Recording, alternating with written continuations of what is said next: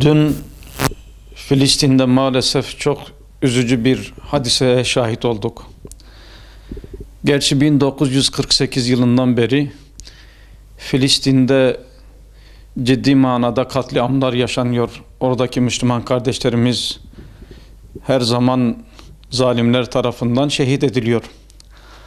Ama dün meydana gelen hadisede savunmasız, suçsuz, masum bir kadın bacımız Siyonist katil İsrail devlet askerleri tarafından şehit edildi. Meydan ortasında kurşun sıkılarak o kardeşimiz şehadete ulaştı. Rabbul Alemin o kardeşimizin şehadetini kabul eylesin.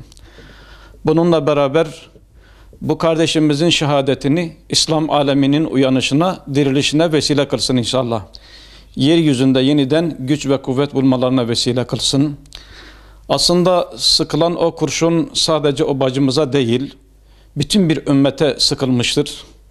Ümit ederiz ki ümmetin duyarlı fertleri gerekli dersleri çıkarıp ve buna mukabil gereken adımları atacaklardır.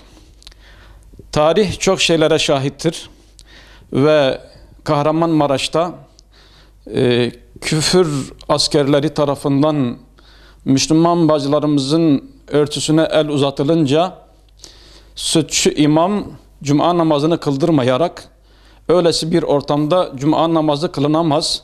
Çünkü orada Müslümanların namusu, iffeti, hayası çiğnenmiştir diye ve sütçü imam orada o hadisede gereken mücadeleyi veriyor ve hayatını o şekilde uğurda feda ediyor.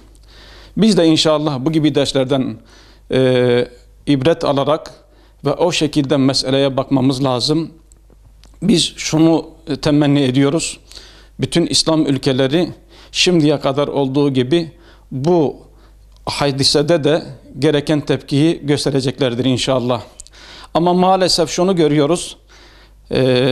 Özellikle Suudi Arabistan, Bahreyn, Birleşmiş Arap Emirlikleri başta olmak üzere birçok ülkenin öyle bir derdi söz konusu değil. Onlar sadece Müslümanın kanını akıtmakla meşguldürler.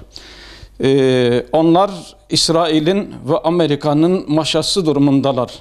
Cenab-ı Hak onlara şuur nasip eylesin. Böylesi durumlarda imkanlarını Müslümanlar aleyhine değil, Müslümanların lehinde kullanmalarını temenni ediyoruz. Ve asla bu kabul edilebilecek bir şey değildir.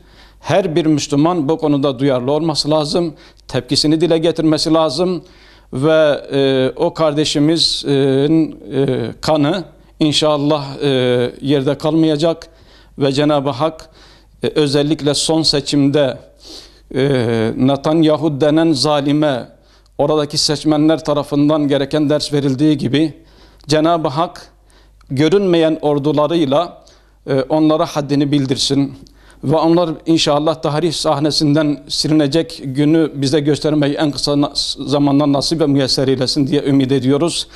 Cenab-ı Hak Amerika'nın, İsrail'in ve onlar gibi düşünen ülkelerin birlik beraberliklerini paramparça eylesin ve özellikle onlarla beraber şu anda Müslümanların kanını akıtmakla meşgul olan Esed, Sisi, Mossad, CIA, FBI ne kadar bu birlikleri varsa Cenab-ı Hak birlik beraberliklerini paramparça eylesin.